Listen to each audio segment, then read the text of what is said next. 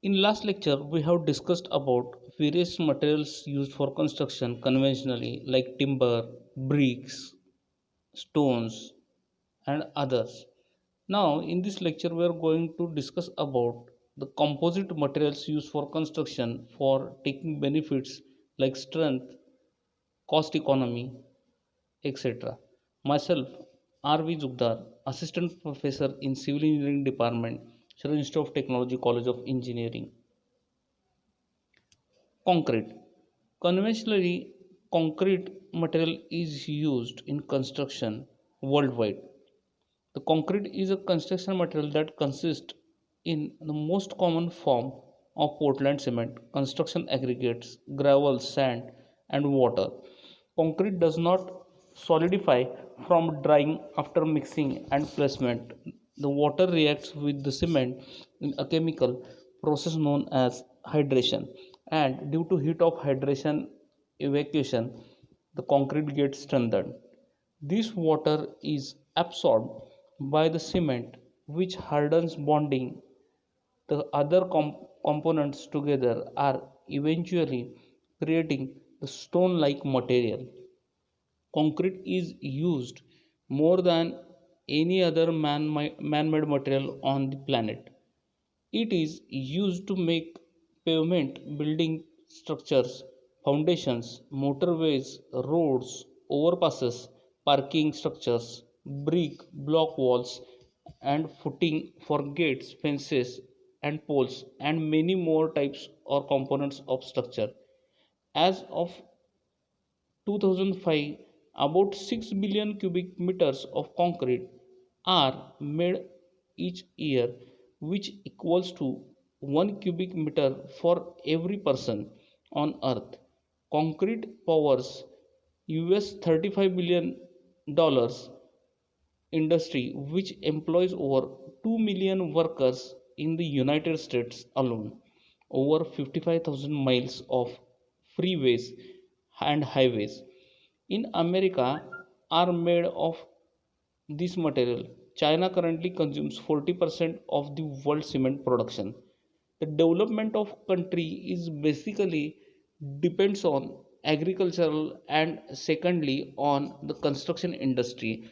The consumption of cement for manufacturing of concrete is the second criteria for development of country, and we proud that India is at third place for consumption of concrete.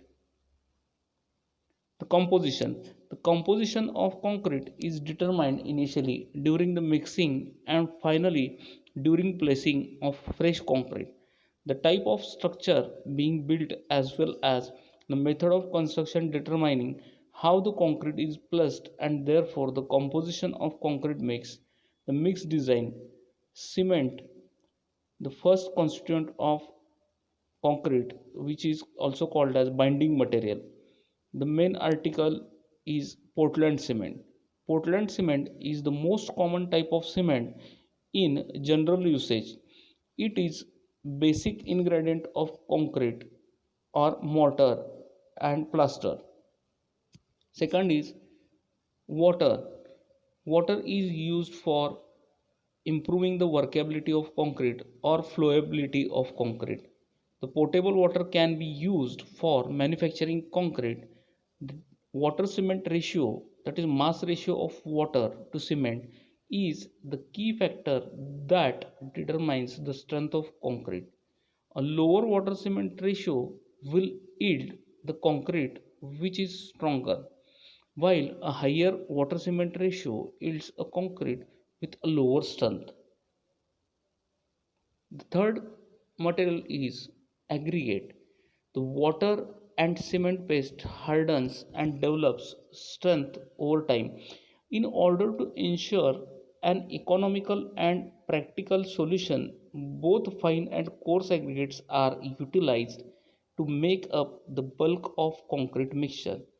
Sand, natural gravel, and crushed stone are mainly used for this purpose.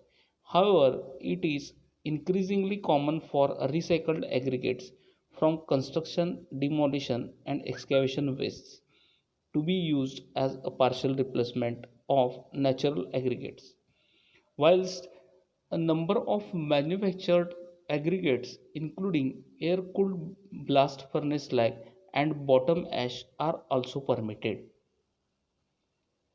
In some cases, the admixtures are used like retarders, accelerators, or early strengthening admixtures as per the requirement of the location of concreting.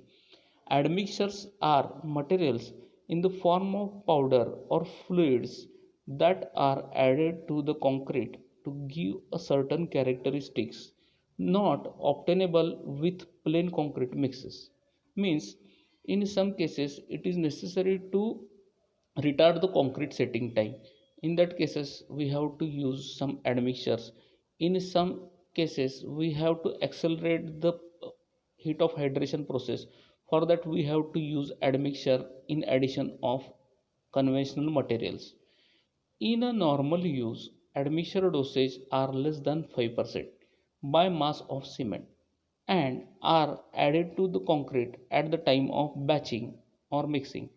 The most common types of admixtures are accelerators, which helps to speed up the hydration process, that is heat of hydration process of concrete. Second is retarders, to slow down the heat of hydration process in concrete. Third is air internals, which is useful for distribute tiny air bubbles in the concrete and which will improve the workability by squeezing the concrete particles on each other and freeze thaw cycles.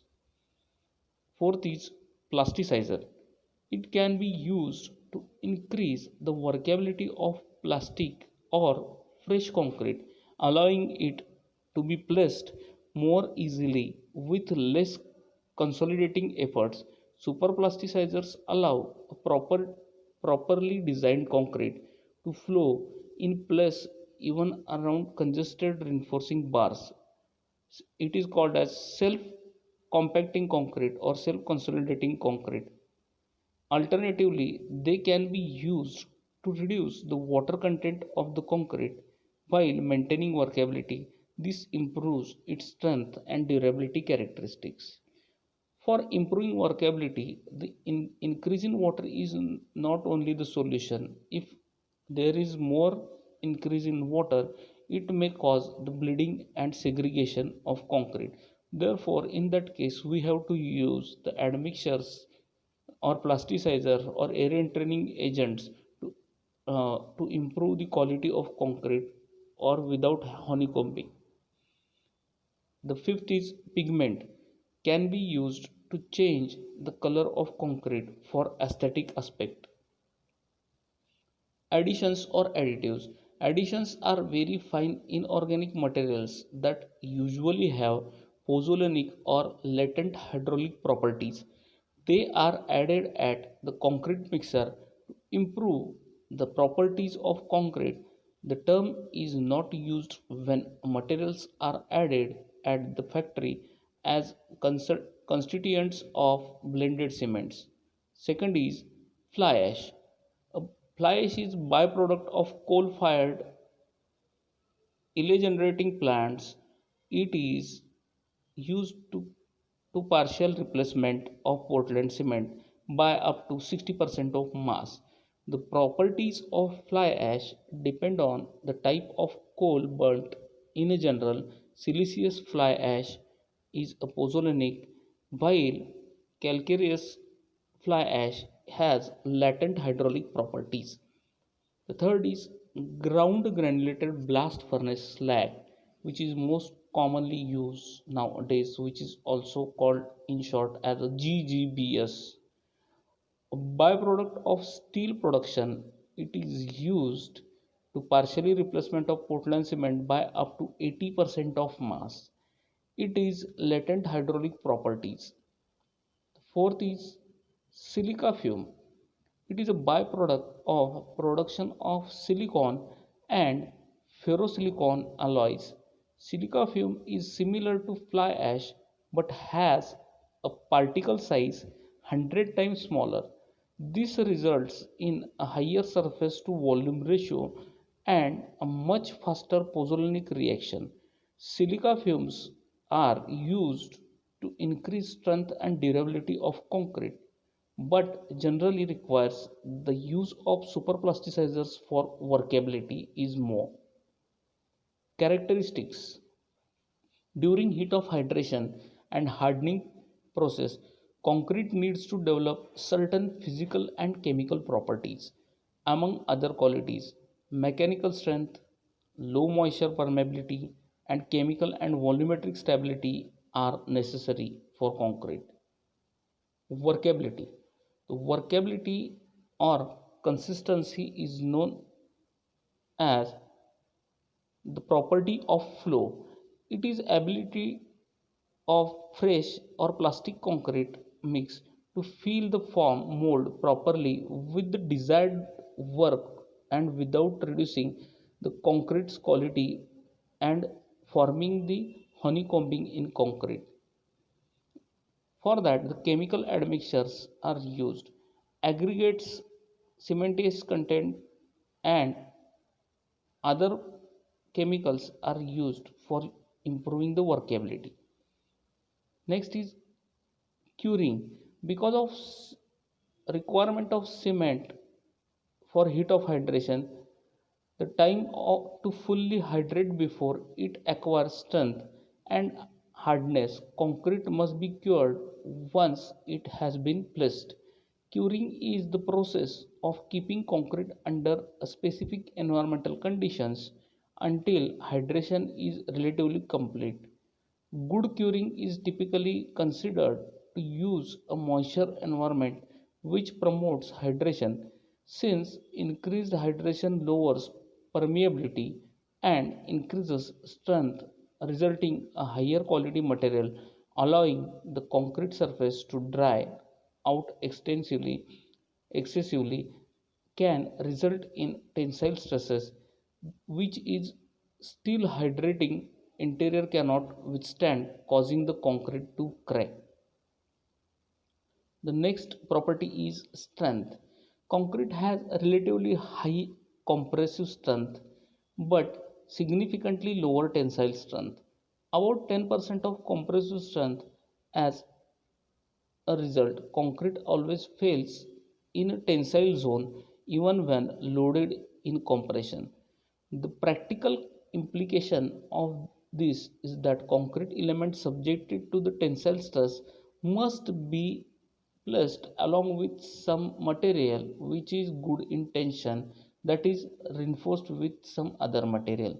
Concrete is most often constructed with the addition of steel or fiber reinforcement. The reinforcement can be by bars, that is rebar, mesh, or fibers producing reinforced concrete. Concrete can also be prestressed, reducing tensile stresses using internal steel cables or called as tendons, allowing for beams or slabs with a longer span than a practical with reinforced concrete alone. The modulus of elasticity of concrete is function of the modulus of elasticity of aggregates and the cement matrix and their relative properties and proportions. The modulus of elasticity of concrete is relatively linear at low stress levels but becomes increasing nonlinear as matrix cracking develops. The elastic modulus of plastic paste may be in order to 10 GPa and aggregates about 45 to 85 GPa. The concrete composites is then in the range of 30 to 50 gigapascals. The expansion and shrinkage is main property of concrete. Concrete has a low coefficient of thermal expansion. However, if no provision is made for expansion, very large forces can be created, causing cracks in parts of structure not capable of withstanding the force or the repeated cycles of expansion and contraction.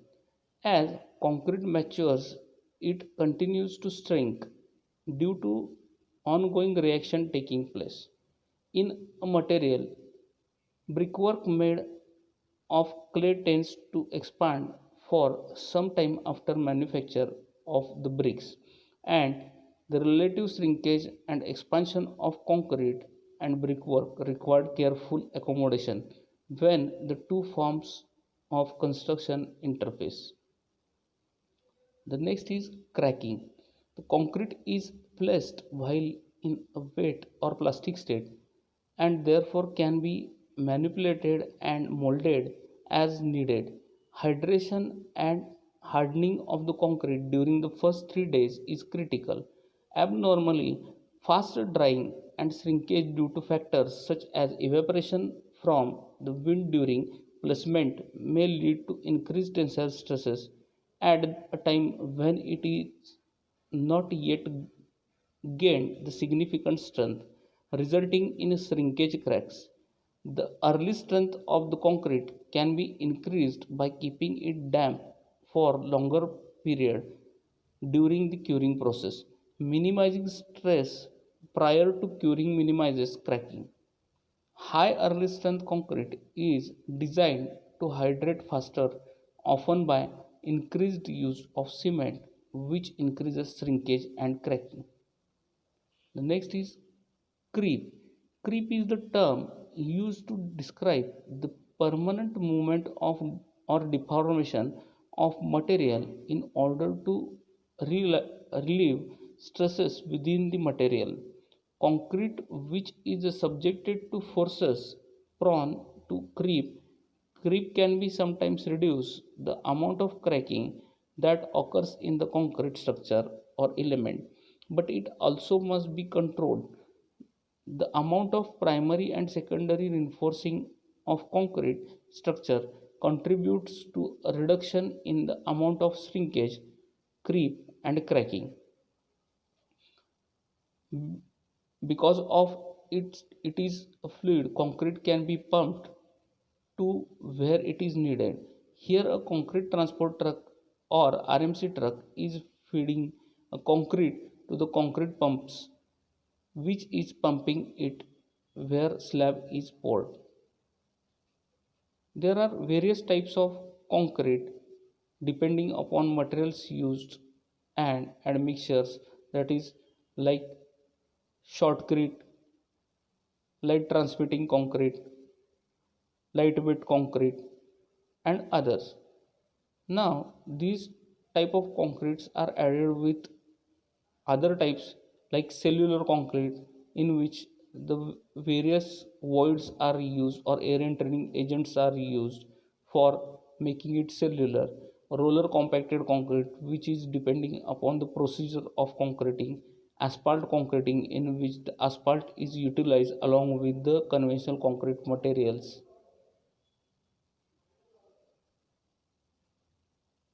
This is figure showing the composite structures which is utilized in our body. The first example is bone. The bone is made up of various components. One is hard part which is called as bone, and second is cartilage or muscle which will give flexibility to it. Similarly, we have to use the combination of two materials to improve its quality. The first is matrix. The matrix is nothing but the material which is covering the inherent material. Like if we will think about RCC, then concrete is a matrix and reinforcement is inherent material. The engineering wood or engineered wood is one more natural example for the composite structures or composite materials. Engineered wood is also called as composite wood, includes a range of uh, derivative wood products which are manufactured by binding together wood strands, particle fibers, veneers, adhesives to form composite materials. These products are engineered to price design specification which is tested to meet national and international standards.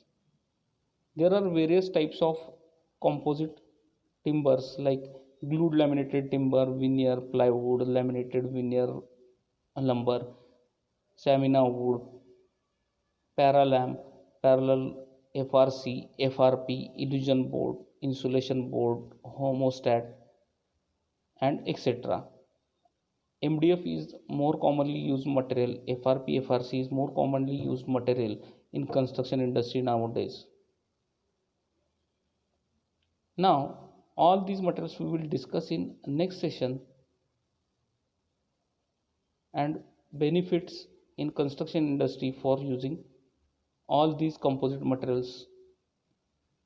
Thank you.